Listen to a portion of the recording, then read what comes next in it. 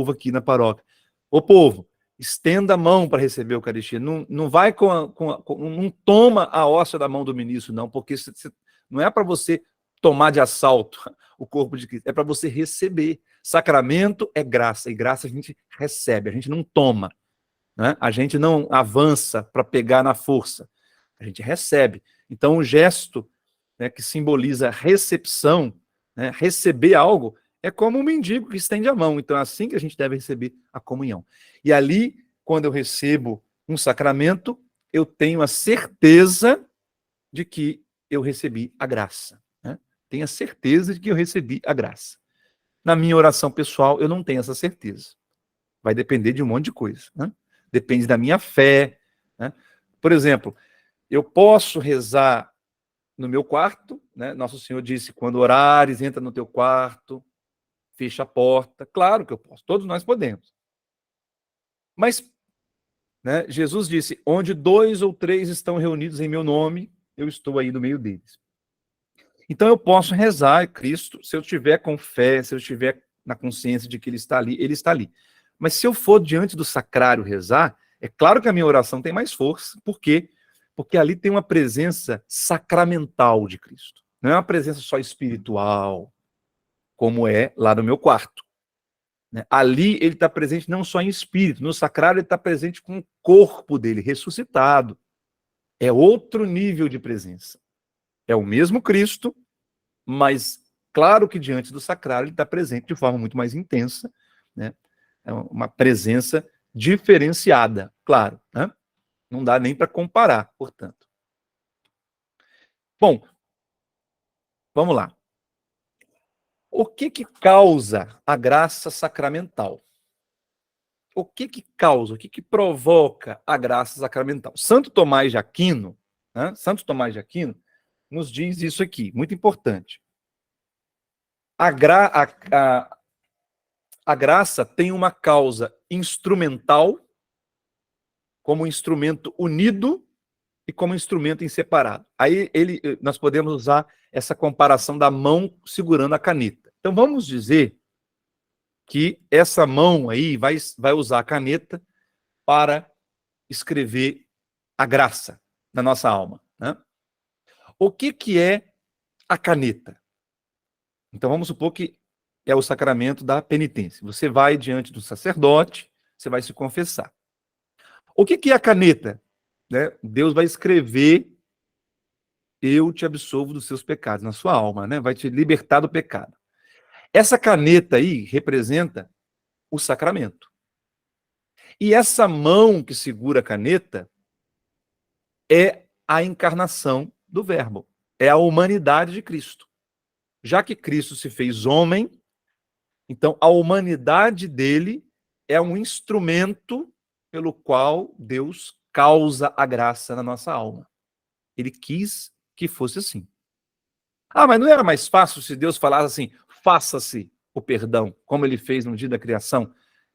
Se ele quisesse, ele poderia ter feito assim, mas não foi assim que ele quis.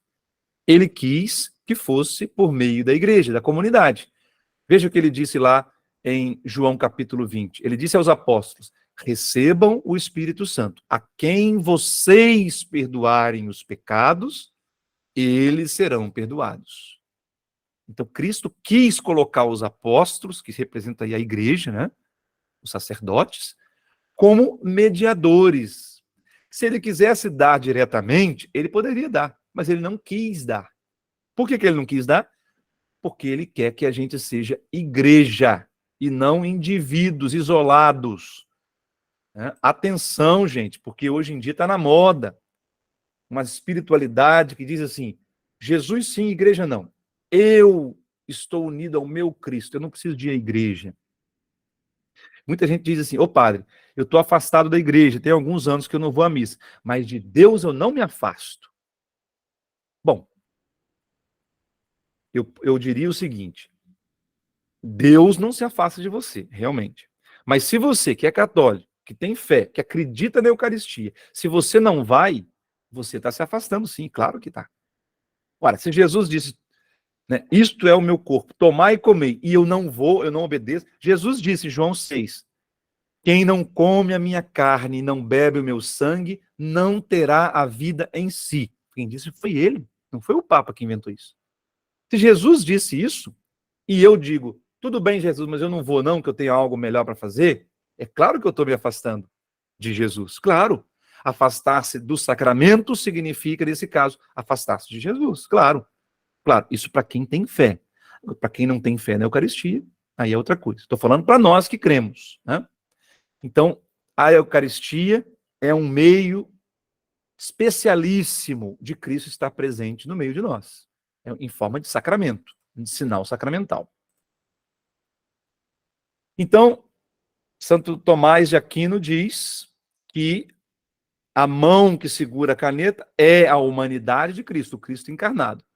E a caneta são os sinais sacramentais. A água do batismo, por exemplo. Né? Então, eu preciso das duas coisas. Eu preciso da encarnação e eu preciso da água. Sem isso, não tem batismo. O verbo se fez carne. Então, a encarnação do verbo, né, tá, eu coloquei aqui a citação bíblica, né, 1 João 1:1. É aquela que eu li no início. Aquilo que nós vimos, que nós tocamos, apalpamos, aquilo é que nós anunciamos. Então, o material visível, audível, tangível, comestível, se torna veículo do espiritual, que é invisível. A matéria do óleo se torna um veículo que transmite, que veicula, que transporta o invisível, a graça invisível. É isso que é o sacramento. O Papa Bento XVI, no livro que ele escreveu sobre a liturgia, ele diz que nós estamos no Novo Testamento, né? Eu tenho aqui essa foto aí do meio, o Papa Francisco celebrando a Eucaristia, incensando aí as oferendas.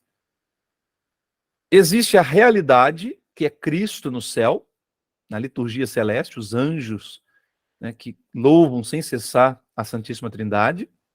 É o que nós chamamos na teologia de visão beatífica. Beato quer dizer bem-aventurado. Então, a visão dos bem-aventurados, aquilo que os bem-aventurados, né, os santos no céu, estão vendo Deus face a face. Isso é a realidade. O que nós celebramos aqui no altar é uma imagem dessa realidade. O que o povo do Antigo Testamento celebrava era uma sombra. Veja, primeiro vem a sombra, depois a imagem, depois a realidade. No Antigo Testamento, tinham lá os sacrifícios, tem o sacerdote, os levitas segurando o cordeiro, o sacerdote vindo com a faca para imolar o cordeiro. Isso era uma sombra da realidade. No Novo Testamento, nós temos a imagem, um passo muito mais claro. A imagem. Qual é a imagem? Aquilo que Jesus nos deu. Pão e o vinho na Eucaristia. A ceia eucarística. É a imagem da realidade, que é o cordeiro que se dá a nós, né? Muito bonito a gente pensar isso, que há uma evolução do Antigo Testamento, passando por esse nosso tempo agora, que é o Novo Testamento, né, até a realidade definitiva, que é o céu. A liturgia, aqui eu não vou entrar porque acho que não vai dar tempo. A liturgia é o lugar dos sacramentos. Nenhum sacramento é coisa privada. Atenção, porque precisamos entender isso. Tem gente que pede o padre, padre, eu quero casar, mas eu quero uma festa lá no meu sítio, lá na praia, sei lá onde, né? Eu quero uma coisa só para minha família.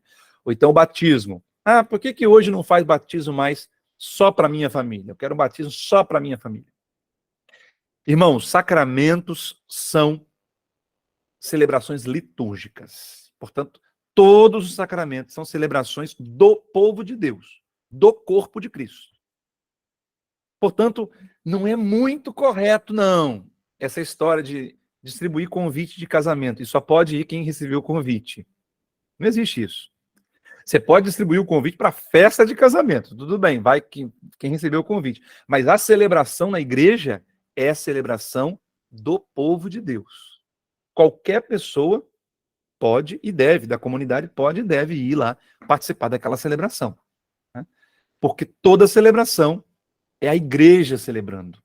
É a comunidade celebrando. É o corpo de Cristo todo celebrando. Né? Precisamos entender isso para que o sacramento não fique sendo algo privado. Né? Então, aqui tem alguns exemplos de como o povo, na época de Jesus, prestava esse serviço. Né? A palavra liturgia quer dizer serviço do povo. Né? Liturgia também servia para o serviço público. Né? Os funcionários públicos prestavam liturgia. A gente usa até essa expressão, né? De vez em quando aí na TV Câmara, TV Senado, na televisão do Supremo, a gente ouve, né? Cumprindo a liturgia do cargo. Né? Liturgia do cargo. Então, a liturgia é serviço público, em geral. Mas, no nosso caso, como cristãos, nós prestamos um serviço ao povo em direção a Deus. Então, aqui tem um exemplo, né? Lucas 2, 22, quando Maria e José levam o menino para ser apresentado e oferecem um sacrifício. Né? Aqui tem outro exemplo, Marcos 14. Diz lá São Marcos que Jesus, depois de cantar os salmos na ceia da Páscoa, né? Depois de cantar os salmos, esses salmos eram chamados Halel, né? De onde vem a palavra aleluia. É o Salmo 113 até o Salmo 118. E eles recitavam, assim como nós fazemos a liturgia das horas. Né? Jesus e os discípulos se reuniam para recitar os salmos também. Né? Liturgia. Aqui em Lucas 4, Jesus na sinagoga de Nazaré, deram-lhe o livro do profeta Isaías, e ele abriu o livro e leu: o Espírito do Senhor está sobre mim. Né? Então, Jesus frequentava a sinagoga, Jesus participava da liturgia.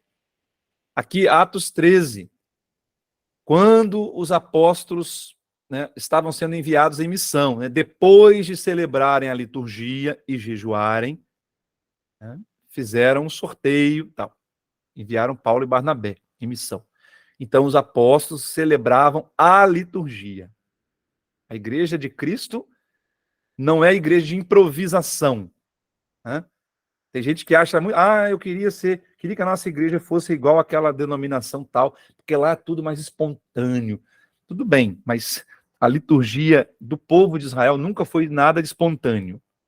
Tudo é previsto, tudo é oficial. Né?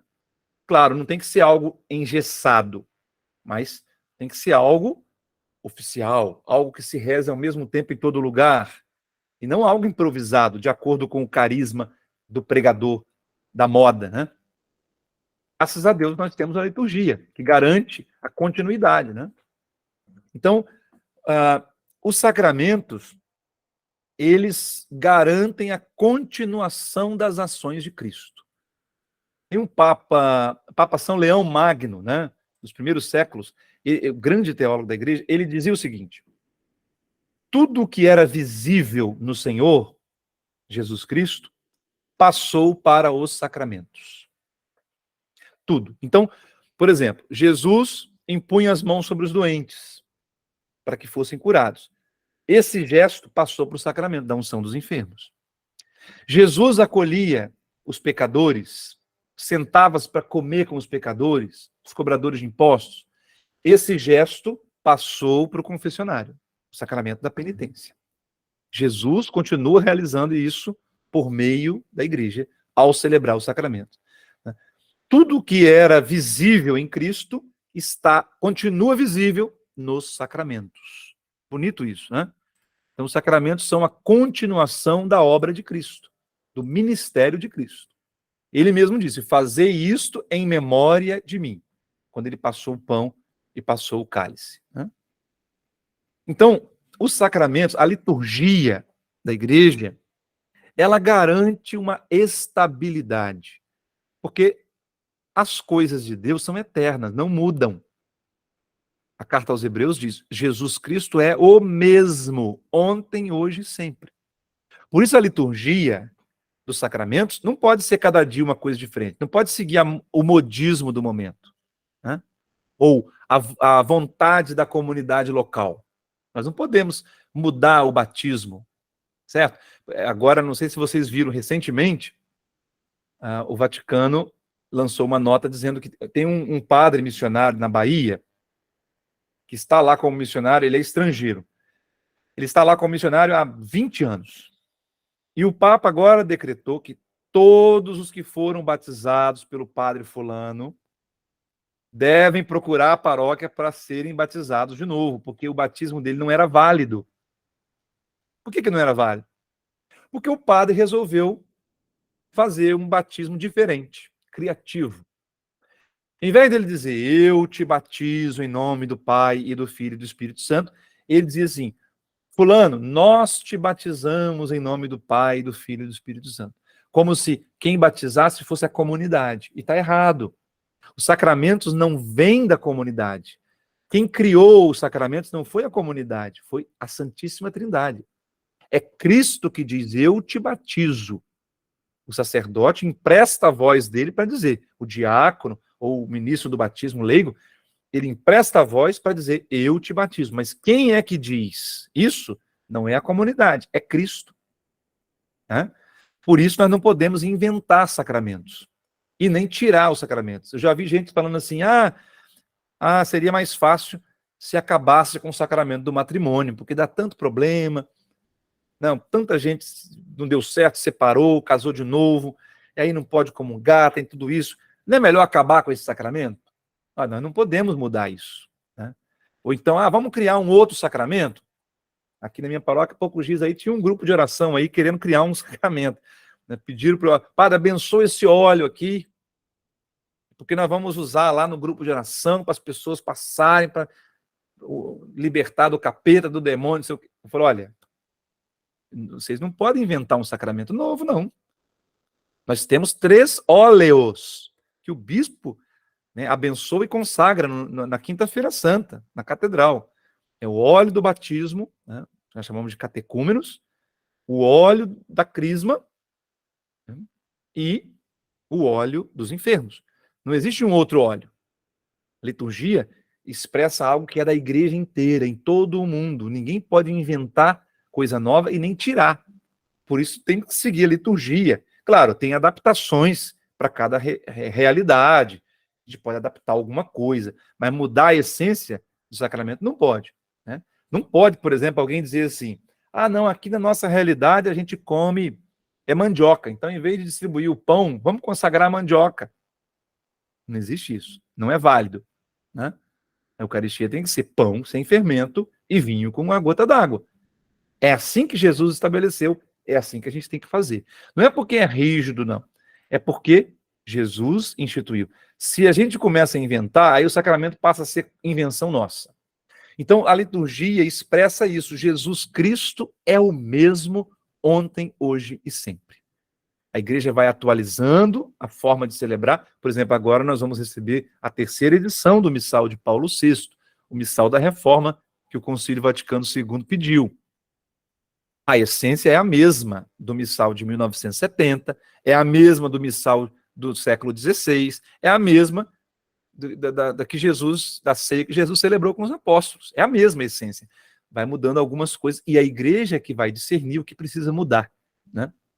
Mas a essência é a mesma. O ano litúrgico. Né? Nós temos um tempo sacramental.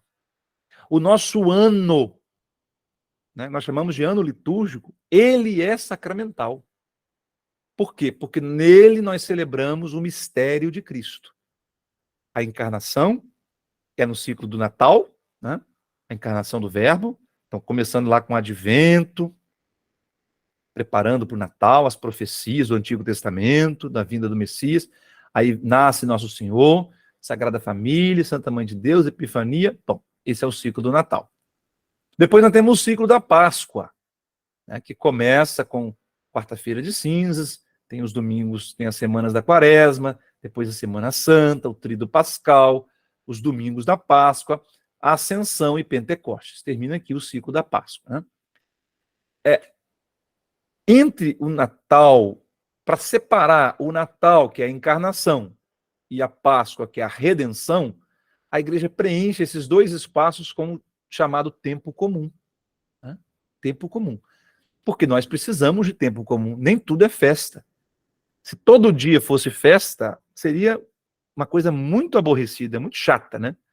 Então a gente precisa de 6 dias de trabalho, dias de rotina, de mesmice, de comer arroz com feijão, para que no domingo, aí sim, hoje nós vamos comer algo diferente, vamos comer uma pizza, um hambúrguer, um churrasquinho, quem pode, né? Se fosse churrasco todo dia, imagina, né?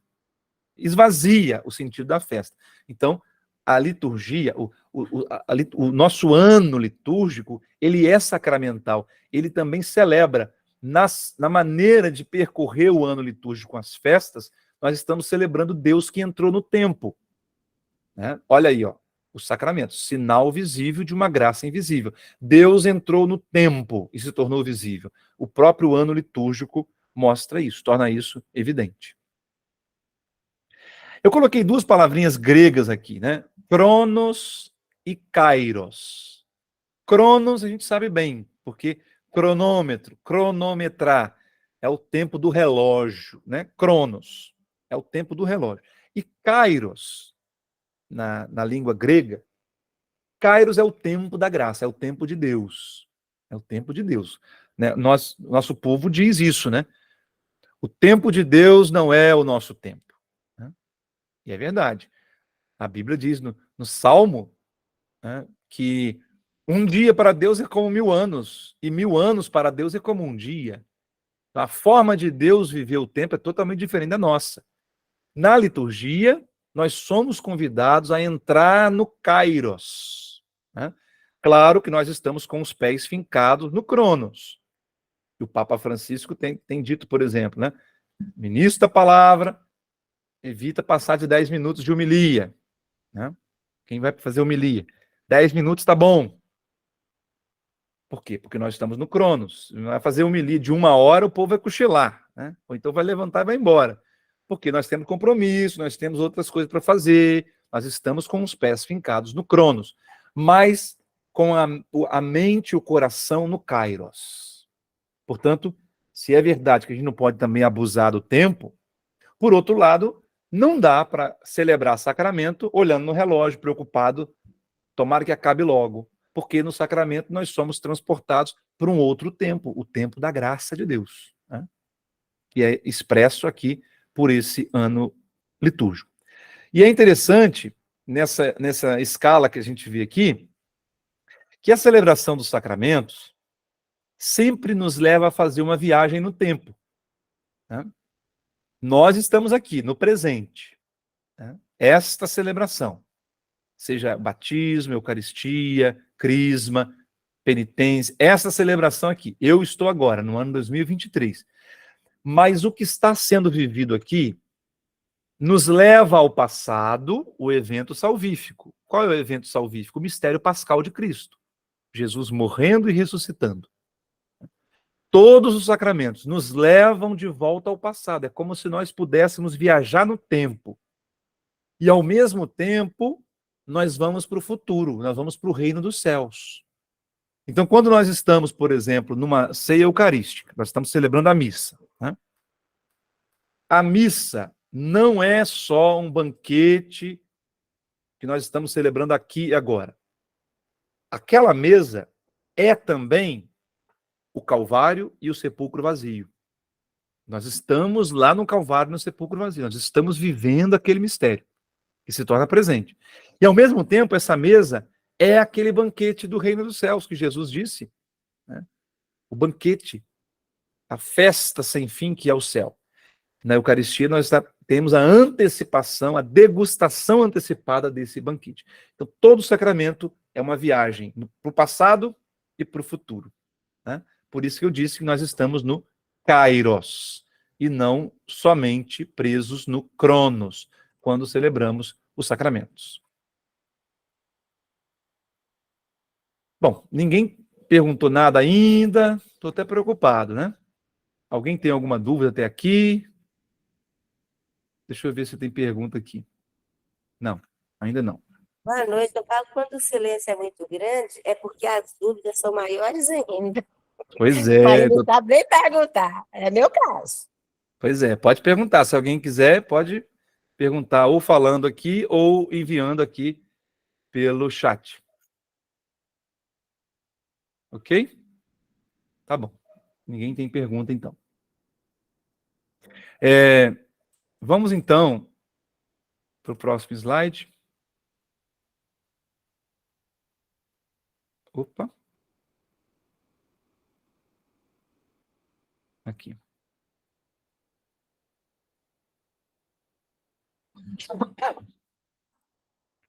Então, a necessidade dos sacramentos. Afinal, os sacramentos são necessários ou são um enfeite, uma melhora, né? Um acessório? Qual a diferença entre o necessário e o acessório? As palavras até parecem, né? Necessário e acessório. Necessário para ouvir, ter orelha, ter ouvido. Necessário. Agora, você pode pendurar um brinco na orelha, é um acessório. O acessório faz com que a orelha fique mais bonita. Mas você ouve com brinco ou sem brinco. Certo? Diferença entre necessário e acessório. Os sacramentos são a orelha ou são o brinco da orelha? Os sacramentos são necessários ou são acessórios? Só para ficar mais bonita a nossa vida, né? Os sacramentos, aí a gente tem que se perguntar também o que são os meios ordinários e o que são os meios extraordinários para a salvação, né? Bom, então a resposta das duas se entrelaçam.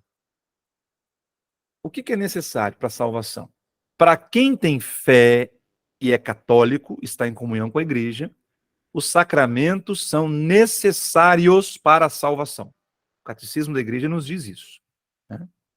Os sacramentos são necessários. Por exemplo, eu preciso do batismo para eu ser salvo. É necessário. Por isso nós batizamos até crianças. E se tem alguém no hospital, a gente corre lá para batizar. Ah, mas então quer dizer que se aquela criança morreu sem batismo, então ela vai ser morta? Não.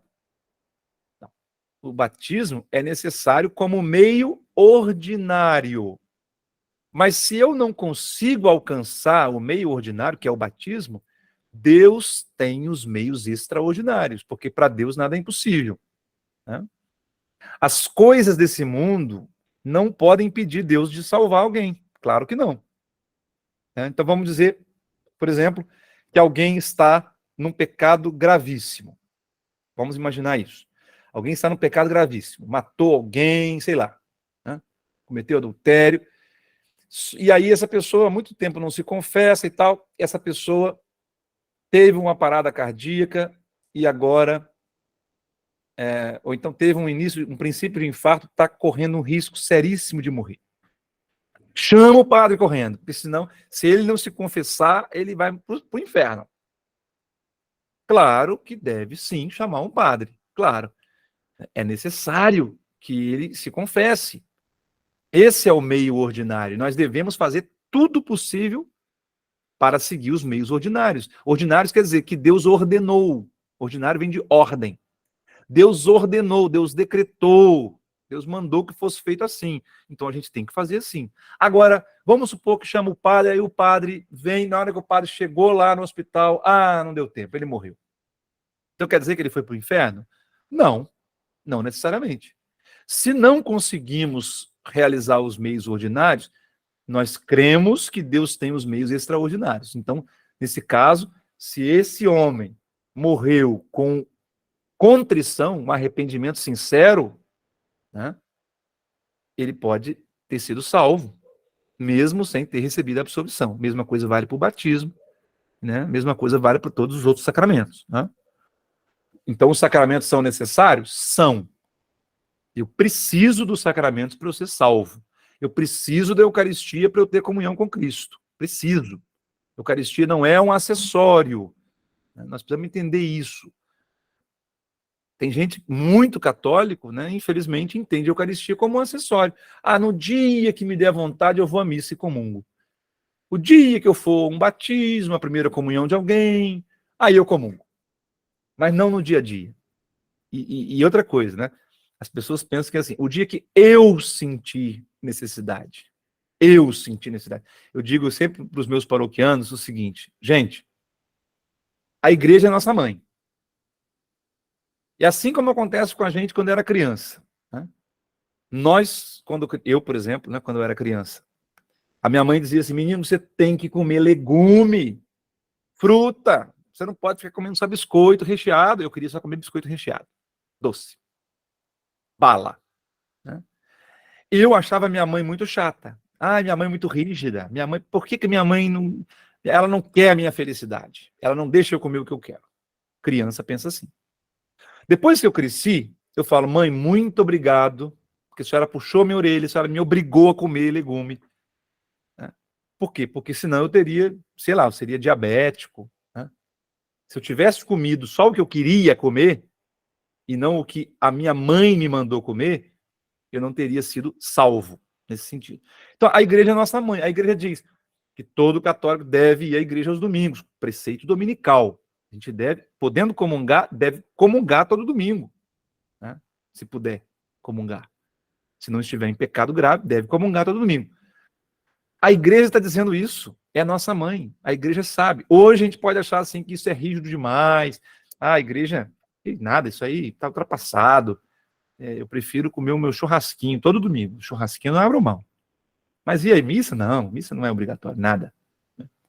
Quando nós crescermos, quando nós amadurecermos, quer dizer, quando nós chegarmos diante de Deus, aí nós vamos saber, vamos agradecer a igreja. Obrigado, igreja, porque você me mandou comer o alimento que eu precisava, né? Que é a Eucaristia. Agora eu vejo a importância que teve aquele alimento. Né? Muitas pessoas, a Georgina está participando aqui, muitas pessoas usam o sacramento como acessório, pois é só para cumprir algo que nem sabe o que significa. Talvez cumprir apenas uma etapa da vida. Né? Cumprir apenas uma etapa da vida. É verdade, Georgina. Verdade. Vou dizer que a maioria das pessoas usam os sacramentos como acessórios. Né? A Lídia também está participando aqui. O que a igreja diz das pessoas que foram batizadas e mudam de religião e batizam novamente? Bom, não é a igreja que diz, é São Paulo, na carta aos Romanos, diz, né? Há um só batismo. Aliás, desculpa, não é carta aos Romanos, não. É 1 Coríntios.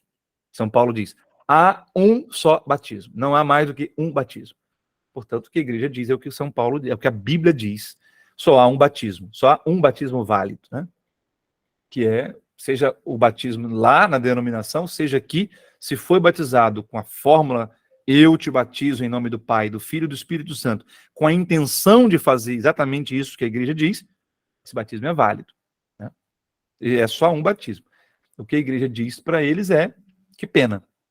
Entendo que Itaipé e Mater, não sei qual é o nome da pessoa. Entendo que a missa é a celebração dos sacramentos. Catequizandos e crismandos precisam ir à missa, e não só a catequese.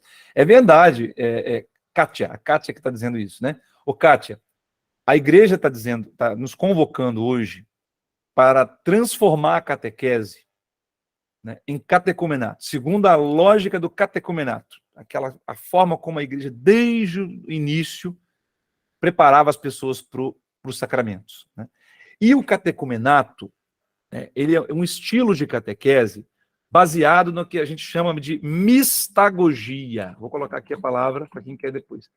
Mistagogia. O que é mistagogia? A primeira parte da palavra mist vem de mistério. Agogia lembra pedagogia. Né? Então, mistagogia é a pedagogia do mistério. É como nós vamos sendo iniciados nos mistérios. Mistério é sinal de sacramento, como eu disse. Né? Então, as crianças não têm que ficar em sala de aula para catequese. Né? A CNBB está pedindo que a gente transforme a catequese numa catequese mistagógica. Então, tem que ter lá uma mesa simbolizando o altar, tem que ter uma mesa da palavra, ou levar a criança de vez em quando para dentro da igreja. Né? Ensinar as crianças a experimentar os mistérios.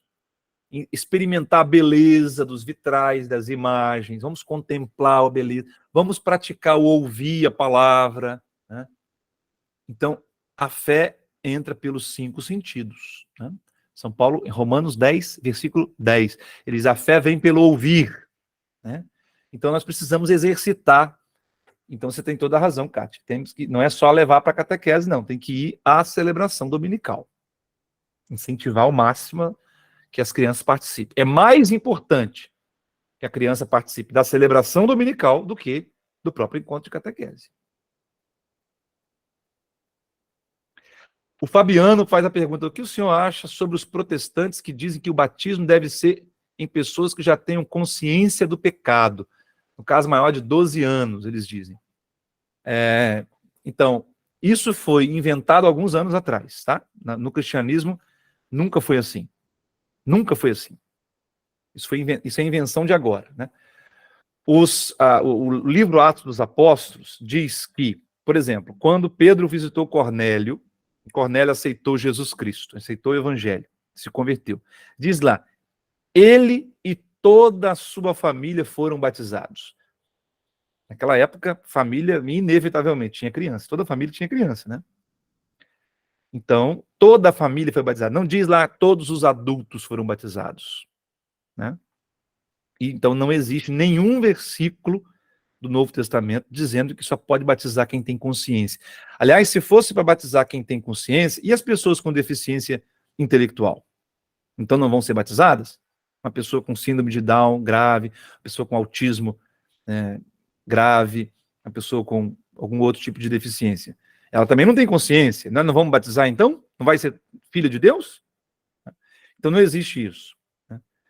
E outra coisa, você por acaso pergunta ao seu filho de alguns meses, né? Você aceita ser vacinado? E agora tem essa mania, né? Eu não concordo com vacina. Quem concorda com vacina? Por acaso, uma pessoa que tenha juízo espera a criança decidir se quer ou não quer ser vacinado? Não. Mete a vacina na criança. Por quê? Porque você que é pai, você que sabe o que a criança precisa. Depois, quando ela for adulta, se ela não quiser mais vacina, é o problema dela. Mas enquanto ela depende de você, você que decide. Ninguém pergunta para a criança de 4 anos, 5 anos, você quer ir para a escolinha? Não, vai para a escola na marra. Não é assim? É a mesma coisa ir para a igreja. Se for perguntar para o seu filho se ele quer ir à igreja, leva na marra. Mesmo que seja com aquela pastoral do beliscão. Minha mãe praticava essa pastoral comigo, pastoral do beliscão. Eu ia para a igreja na marra e chegava lá, se criasse caso, toma um beliscão. E hoje estou aqui, sou padre e amo a missa. Não tô traumatizado, nem nada, né? Bom. Outra pergunta aqui, tem pessoas que não se confessam com o padre e dizem que já pedem perdão a Deus, confessam diretamente com Deus pelos seus pecados. Bom, eu vou responder isso simples. Você, por acaso, pode dizer assim, eu consagro o pão na minha casa, eu não preciso ir à igreja, eu não preciso do padre, eu transformo esse pão aqui em carne de Cristo? Não. Você precisa ir lá de um sacerdote, o sacerdote é que vai pronunciar a palavra, isto é o meu corpo, aí sim você tem o corpo de Cristo. Você não pega a água e diz, eu me batizo, em nome do Pai, do Filho e do Espírito Santo. Você precisa de ir lá, ouvir um ministro, ouvir um diácono dizendo, eu te batizo. Então, por que a confissão, você mesmo se confessa sem a mediação de ninguém? Isso não existe. Não foi isso que Jesus disse em João capítulo 20, certo? Foi Jesus que inventou isso, não fomos nós. Você acha que o padre gosta de atender a confissão? Porque o padre quer ter o controle. Imagina, dá um trabalhão. Se eu pudesse escolher, eu diria para os meus paroquianos, gente, cada um pede perdão em casa, hein? Dá menos trabalho. Ficar lá o dia inteiro ouvindo o pecado dos outros. Não tem prazer nenhum em fazer isso, mas Jesus mandou. Então, é a minha missão como sacerdote, certo? É a minha missão. Então, nós não podemos substituir os sacramentos por orações privadas, pessoais, porque os meios ordinários são esses que Jesus instituiu. Se não puder usar o ordinário, a gente apela para o extraordinário. Deus tem os seus outros meios depois, certo? Bom, aqui os sacramentos da nova lei, né? Porque existiam os sacramentos da antiga lei. A antiga lei, quer dizer, o Antigo Testamento, né? A circuncisão, os sacrifícios, eram sacramentos também da antiga lei. Os sacramentos da nova lei são esses. Esses que estão em verde são os sacramentos da iniciação, como eu disse, né?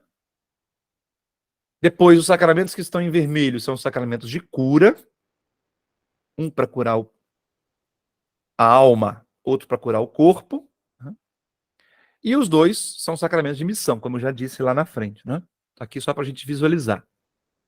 Então, é interessante que a ordem dos sacramentos coincide com a ordem das coisas da natureza. Por exemplo, nós nascemos lá na maternidade, passamos por um parto, nascemos. Então, no plano da fé, nós também temos que nascer. O nascimento chama-se batismo. Depois, no dia a dia, nós crescemos. Jesus crescia em sabedoria, idade e graça, diz São Lucas, né? Lucas 2,52. Nós crescemos também. Então, na vida de fé, nós também crescemos. Como é que se faz isso? Pela confirmação. A confirmação é o sacramento da maturidade, do crescimento na fé, né?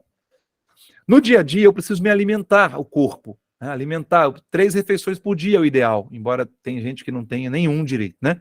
Mas o que é da dignidade humana, 3 refeições por dia. Tem gente também que tem 5, 6 refeições, misericórdia.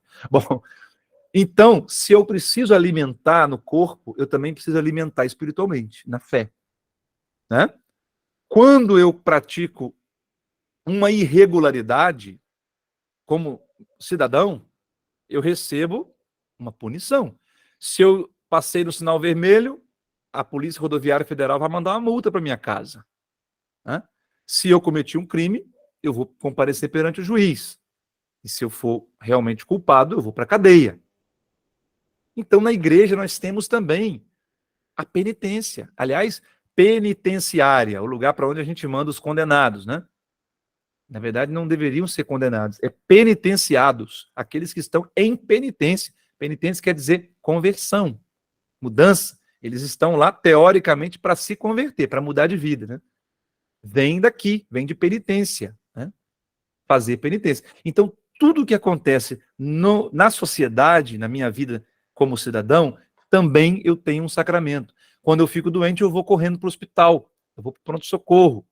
Então, quando eu estou doente, eu procuro o sacerdote para me dar a unção dos enfermos, que ou vai me dar a cura, se Deus quiser, ele pode dar a cura, e olha, cura mesmo, eu já vi vários casos, tá?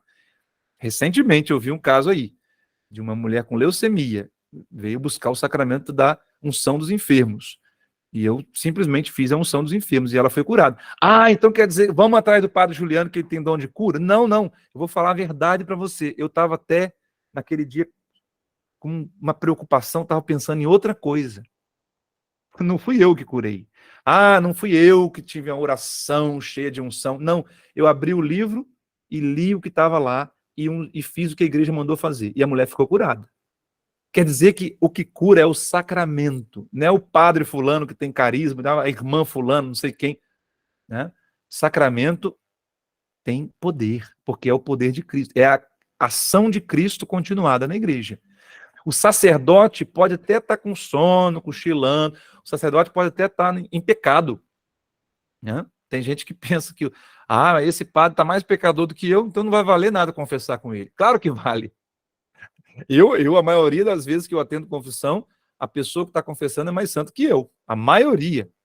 Mas eu estou ali, não é o Juliano que está dando absolvição, não é o Juliano que está consagrando pão e vinho, é Cristo. Eu estou apenas emprestando a minha voz para Cristo fazer os sacramentos. Ele que é o sacerdote por excelência, né? Então, lá no mundo, na sociedade, né, eu tenho casamento civil, a união, né, das pessoas vão morar junto. Então, na igreja, eu tenho que sacramentar isso, eu tenho que viver o sacramento do matrimônio, certo? Então, os sacramentos, eles são para todas as fases da nossa vida, assim como acontece com a nossa vida de cidadão no mundo, de cidadão da igreja também nós temos. Nós temos ritos de passagens, nós temos esses momentos que marcam a nossa vida na igreja, que são os sacramentos.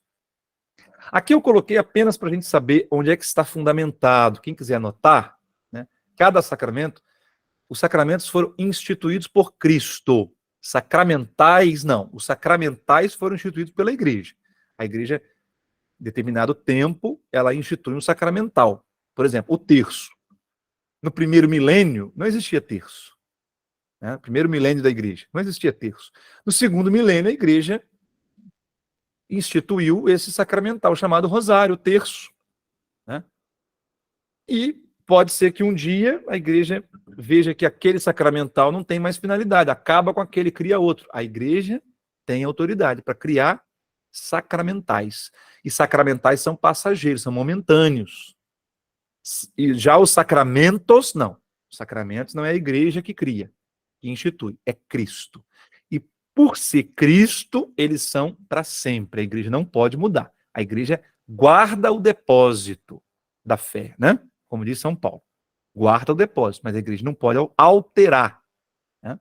Então o batismo está lá, Mateus 28, 19. Ide, fazei todos os discípulos meus, batizando-os todos. Jesus não disse fazei os adultos. Fazei todos discípulos meus, batizando-os em nome do Pai e do Filho e do Espírito Santo. A confirmação ou crisma, aí sim é o sacramento da maturidade, a partir dos 14 anos, normalmente, né? O bispo é que confere esse sacramento, normalmente. Ele pode delegar um presbítero também, mas normalmente é um bispo. Onde é que está isso? Onde é que inventaram isso? Bom, está lá no livro Atos dos Apóstolos. Primeiro, o diácono Filipe foi à cidade da Samaria, pregou o evangelho, deu o batismo. Depois, os apóstolos Pedro e João desceram para impor as mãos para que eles recebessem o Espírito Santo. Então, o diácono faz o batismo, depois vem o apóstolo. Os bispos são os sucessores dos apóstolos. Eucaristia, está bem claro também, né? São Paulo fala aqui, na última ceia, o que Jesus disse, etc, etc, né? Eucaristia. Jesus mandou. A penitência, o texto que eu falei, João 20, né? 22 e 23. Recebam o Espírito Santo. A quem vocês perdoarem os pecados, eles serão perdoados. A quem vocês não perdoarem, eles serão retidos. Então, está aí o momento em que Nosso Senhor instituiu esse sacramento da penitência. Unção dos enfermos, Tiago, capítulo 5. Se alguém está enfermo, chame os presbíteros da igreja para que orem sobre ele, ungindo com óleo em nome do Senhor. A oração feita com fé salvará o doente, o Senhor o aliviará, e se tiver pecado, receberá o perdão. Está lá, Tiago, capítulo 5. A ordem. Jesus diz, fazei isto em memória de mim. Então, já nos Atos dos Apóstolos, nós temos os 12 apóstolos impondo as mãos sobre Paulo e Barnabé. Então, quer dizer que eles estão comunicando esse poder que receberam do próprio Cristo a sucessores. Portanto, Paulo foi sucessor dos apóstolos, dos 12. Ele mesmo, por ser da primeira geração ainda, recebeu o título de apóstolo. Depois, Paulo impôs as mãos sobre Timóteo, sobre Tito. Esse poder foi sendo transmitido. E assim os bispos vão de geração em geração, até chegar ao seu bispo, Dom Esmeraldo, né? Se você for ver quem é que impôs as mãos sobre Dom Esmeraldo, você vê quem pôs as mãos sobre esse outro bispo, e esse outro bispo, você vai chegar a Nosso Senhor Jesus Cristo, naquela sala, cenáculo, com os 12 apóstolos, né? A ordem. E o matrimônio, São Paulo fala em Efésios 5, esse mistério do homem e a mulher que se tornam uma só carne, esse mistério é grande, e eu o interpreto em relação a Cristo e a igreja. Então, o sacramento do matrimônio, né? O matrimônio é um sinal da união entre Cristo e a igreja. Certo? Então, tá aí, essa foi a apresentação que eu gostaria de fazer, né? E deixo aqui, aí tem mais perguntas aqui, né? Vamos ver se a gente consegue responder. Como a igreja descreve pecado mortal? A Lídia está perguntando. Ô, Lídia, é o seguinte, vou tentar responder brevemente. O pecado, ele pode ser grave ou leve. O pecado grave, ele mata a caridade na nossa alma. Caridade é o amor que nós temos por Deus, né? Jesus disse em João capítulo 14, quem me ama, guardará a minha palavra. Quem me ama, guardará a minha palavra. Então, se eu não guardo a palavra, se eu não cumpro os mandamentos, quer dizer que eu não amo. Eu matei a caridade. Caridade não é sentimento. Tem gente que matou a caridade, mas acha, Jesus, eu te amo. Não é palavra. Dizer Jesus, eu te amo, dizer eu sinto amor por Jesus, não é isso que nos salva, tá? É a caridade. Caridade não é sentimento, não. É uma virtude teologal, uma virtude que Deus infunde, Deus derrama no nosso coração. Então, quando eu cometo um pecado grave quer dizer pecado com pleno consentimento, com plena liberdade. Eu sei, eu tenho consciência que é um pecado grave, por exemplo, não matar. Eu fui evangelizado, eu sei que o 5º mandamento diz que eu não devo matar. Eu estou livre, eu penso, decido, vou matar a si mesmo. Eu sei que é um pecado grave, mas vou matar a si mesmo. Então esse pecado é grave, pecado mortal, porque ele mata a caridade no meu coração. E o que me conferiu a caridade? O que derramou a caridade no meu coração? Um sacramento, o batismo. E a Eucaristia vai renovando, né? Então, se foi um sacramento que me deu essa virtude, eu preciso também de um sacramento para restituir essa virtude, a penitência. Por isso que eu digo que a penitência, eu disse que a penitência é um meio necessário, ordinário. Deus tem os extraordinários, mas o ordinário é a penitência. Se eu joguei no lixo algo que um sacramento me deu, só um outro sacramento pode me dar. Tertuliano, né, um dos padres da igreja, dizia que nós estamos na barca, né, que é a igreja, e quando a gente comete o pecado mortal, a gente naufraga. E nesse naufrágio que é o pecado, nós temos 2 tábuas de salvação. A primeira tábua é o batismo. Se eu já gastei o batismo, não tem outro batismo. Então a segunda tábua de salvação, e não tem outra, é só essa, é a penitência. Então por isso que o pecado mortal não é tão trágico, porque tem cura para ele. Tem jeito para o pecado mortal. Chama-se arrependimento e confissão. Receber absolvição.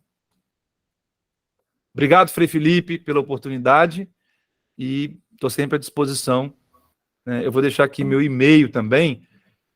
Depois, se alguém quiser fazer alguma pergunta que não deu tempo de fazer aqui e quiser escrever para mim, pode escrever por e-mail que eu vou responder. Eu gostaria também de aproveitar o momento comercial e divulgar aqui meu canal no YouTube, né? Então, o YouTube do Padre Juliano é esse aqui, padre.juliano. Eu estou dando um curso do Catecismo da Igreja, inclusive eu acabei de colocar uma aula lá agora, toda terça-feira tem aula nova, né? Cada terça-feira estudando uns números do Catecismo. Desde o dia 1º de janeiro até 31 de dezembro nós vamos estudar o Catecismo todo. Então quem se interessar, entra lá no YouTube, padre.juliano. Também no Instagram, eu estou agora mesmo aqui com a caixinha de perguntas, né? Perguntas sobre a Virgem Maria, sempre com catequese. Hoje o tema é perguntas sobre a Virgem Maria. Então, mesma coisa, padre.juliano. Né? Você pode me seguir lá no Instagram. E no Spotify, quem gosta de acompanhar o Spotify, né? Aquele aplicativo de podcast, de música, é só você clicar lá, Aos Pés do Senhor. Esse é o meu podcast, que eu faço um comentário de 5 minutos do Evangelho de cada dia. Todo santo dia. Tem lá um podcast de 5 minutos, um comentário do Evangelho. Para quem quiser, me siga lá, Aos Pés do Senhor. Obrigado, Frei Felipe. Nós te agradecemos, Padre Juliano, pela sua maravilhosa contribuição sobre a teologia dos sacramentos. A gente viu aí pelos comentários, as reações do pessoal aí com as palmas e também as perguntas, né?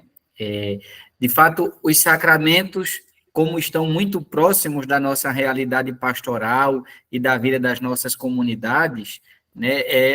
É um tesouro que a gente nunca vai esgotar, né? O estudo, o conhecimento. Então, a gente agradece muito aí essa colaboração, a ajuda que o senhor nos deu hoje, né? E, claro, fica aí a propaganda, né? O Padre Juliano já colocou os canais, Spotify, YouTube, Instagram. Quem quiser pode continuar aprofundando a fé e o seguimento a Jesus com o material do Padre Juliano aí nas redes, tá bom? A gente agradece aí a participação de vocês, graças a Deus, nossa turma tem conseguido manter aí o número, né, de participantes. Nós tivemos uma pausa semana passada por conta da festa da Virgem da Lapa e estamos voltando. Setembro, olha, cuidado aí, viu, gente, para a gente não perder o trem, por favor.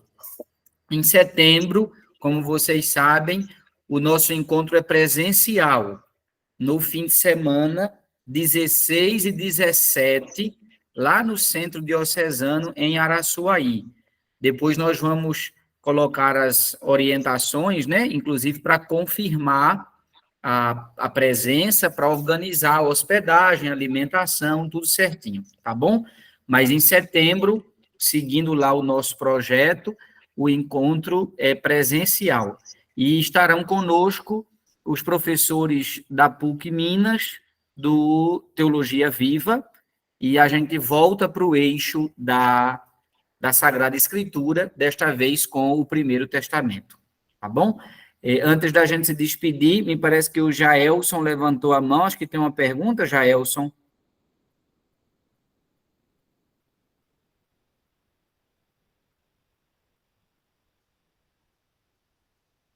Cadê Jaelson?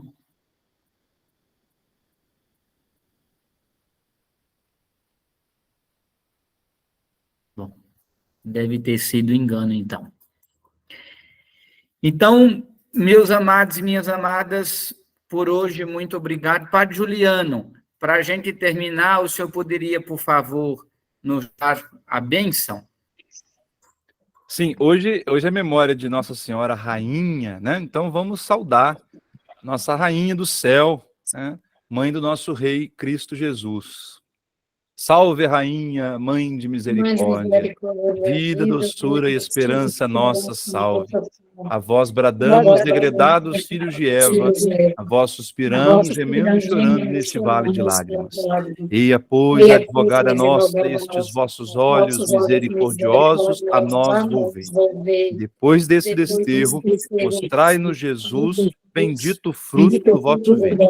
Ó clemente, ó piedosa, ó doce sempre Virgem Maria. Rogai Santa Deus, para que sejamos dignos das promessas de Cristo. Amém. O Senhor esteja convosco. Ele está no meio de nós. Que abençoe-vos Deus Todo-Poderoso, Pai e Filho e Espírito Santo. Amém. Amém. Obrigado, boa noite, durmam com Deus. Boa noite. Boa noite, Obrigada, pessoal. Tchau, tchau. Até a próxima. Bom Abraços, descanso. Eloy. Tchau, Eloy. Tchau. Tchau, Eloy. Boa noite, Georgina.